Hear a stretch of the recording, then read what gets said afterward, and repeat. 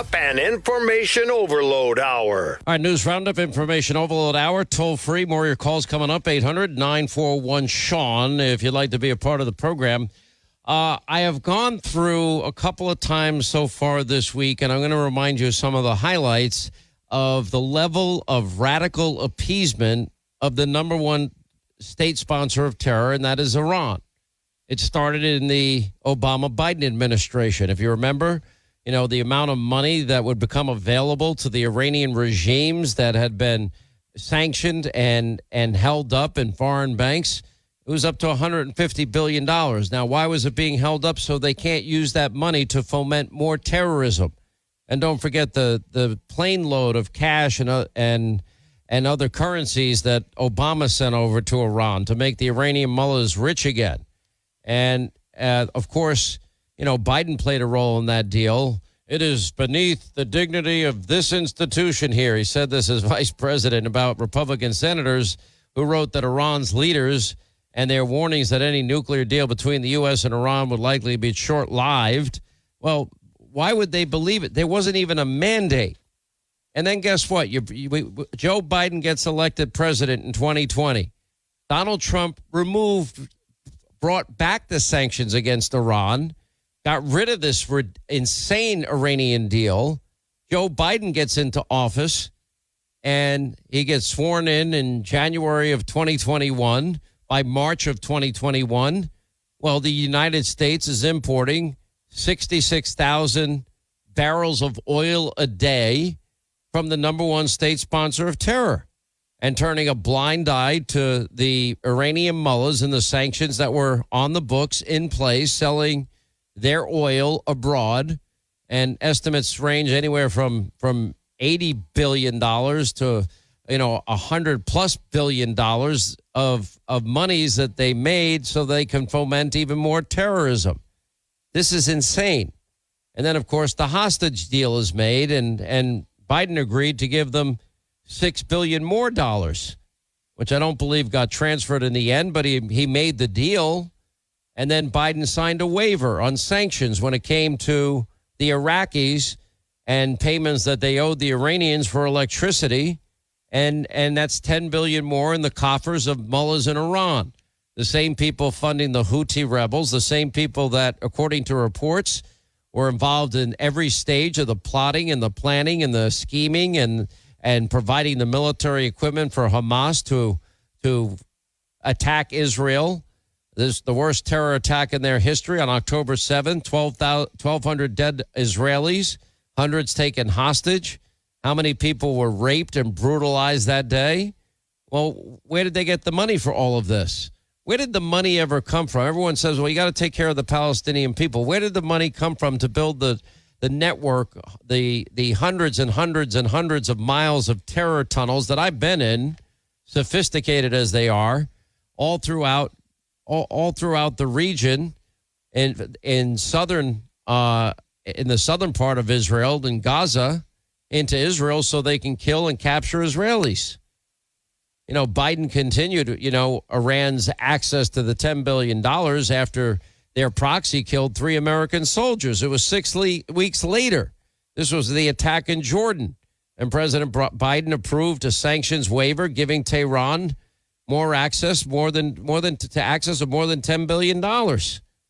And then anyway, so this terror attack, the worst in Israel's history, happens. And what does Biden do? He keeps calling for immediate ceasefires. He keeps chastising and criticizing Israel for trying to win the war on terrorism that was started by the terror group Hamas, who in its charter calls for the destruction of Israel. An immediate ceasefire is essential. Now, when asked to make a comment about the threat of Iran attacking Israel before the attack, what was his response? One word: don't. Hey, Joe, they did. They did, Joe.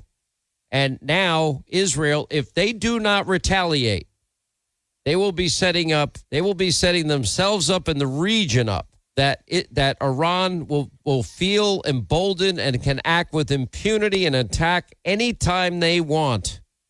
And for Joe Biden to tell our number one ally that, no, we're not going to support any offensive action, any retaliation. when they should be telling Israel it very clear, there's no moral ambiguity, win your war on terror. But it's not just Joe. It's the entire radicalized Democratic Party. The whole party has become the radical squad. Chuck Schumer calling for new elections as Israel is in a fight for its very survival. Wow. Nancy Pelosi, calling for Biden to stop any transfer of any weapons to Israel as they are fighting back radical Islamic terrorism. Then, of course, you have AOC and the squad and Congresswoman Tlaib, all accusing Biden of supporting genocide. And then Biden gets the scare of his life. Over 100,000 people in Michigan vote uncommitted as it comes to the Democratic primary election in Michigan. 18.9% of Democratic voters, over 50,000, same thing in Wisconsin. So Joe Biden has chosen his blind political ambition over standing against radical Islamic terrorism. Never thought America would sink that low. That's a low for Joe. And John Kirby denying any knowledge about unfreezing billions of dollars for Iranian leaders. Listen. Now that we know that the Iranians do not listen to President Biden's public warnings, is there any regret here about unfreezing billions of dollars for Iranian leaders during the president's administration? What unfreezing are you talking about? He unfroze billions of dollars for Iranian leaders? Yeah. Really? I don't think so. Okay, so first of all, it's for humanitarian purposes, but doesn't that? But you don't believe me. Well, doesn't that free up money for them to spend on other stuff? Where do you get the money for an unprecedented number of munitions to fire at Israel? So first of all, I'm betting if they're sitting in Tehran, they're taking it seriously when President Biden says he's going to defend Israel. We put skin in the game, a whole heck of a lot of it, and knocked almost everything out of the sky. So I'm betting they're taking it pretty seriously. And as for this unfreezing, none of those funds set up in an account, by the way, by the previous administration, goes directly to the supreme leader of the IRGC, can only be used for humanitarian purposes, and we're watching that account very, very closely to make sure that that's what happens. Anyway, joining us now is Congressman Greg Steube in Florida's 17th District. He's moving forward with 60-plus GOP House colleagues to designate 11 Iranian proxies as foreign terrorist organizations. Congressman, welcome back to the program. Anything you would add to the history that I'm trying to lay out here? No, and I think you did. First, thanks for having me on. I think you did an excellent job laying out all of the failures of this Biden administration and how they have enriched, emboldened Iran to do what they're doing. I mean, right before Hamas attacked Israel, I think it was 2 months before, the Biden administration gave $350 million to the, quote, Palestinian Authority for, quote, humanitarian aid, which you very well laid out is going to fund terrorism. That money, we know now, we've known for a long time, goes to fund terrorism, and this administration is continuing to do it. And I think you made a very good point, which is why people ask me all the time, why would Democrats do this? Why would Democrats not stand with Israel? Why would Democrats give more money to the Iranians? And you hit the point. It's because the far left of their party and the progressives in their party, the pro-Palestinians in their party, will not vote Democrat and not vote for Joe if he doesn't go up against Israel and not stand with the Iranians and the pro-Palestinian type people. So it's completely a political calculation, and I hope it blows up in their face, and every Jewish American that cares about their homeland and cares about Israel votes for President Trump, knowing that President Trump will stand with those people in Israel. Israel never had a more reliable and better friend than Donald J. Trump, starting with moving the embassy out of Tel Aviv into Jerusalem, its rightful place, supporting Israel in their battle against radical terrorism, the Abraham Accords. And I think he pulled off something that he never got enough credit for, and that was building a coalition that consisted of the U.S., Israel, Egypt, Jordan, the Emirates, Saudi Arabia, and they all aligned together, sharing intelligence at levels that they'd never done before, all against Iranian hegemony. I could tell you because I know for a fact that Egypt, Jordan, Saudi Arabia, all of these countries, they do not support Iran.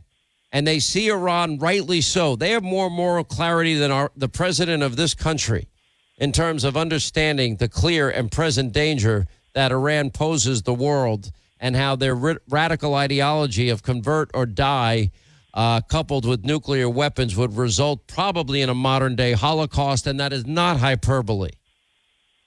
Oh, absolutely. And Trump was the only person in the history of our country, in the world, that was able to bring all those people together in agreement on that. And it's just amazing to me how far left this administration has gone, and that myself. It's not just the administration, though, is it? It's the entire the radicalized Democratic Party. Basically, they are led by the squad. They are the squad.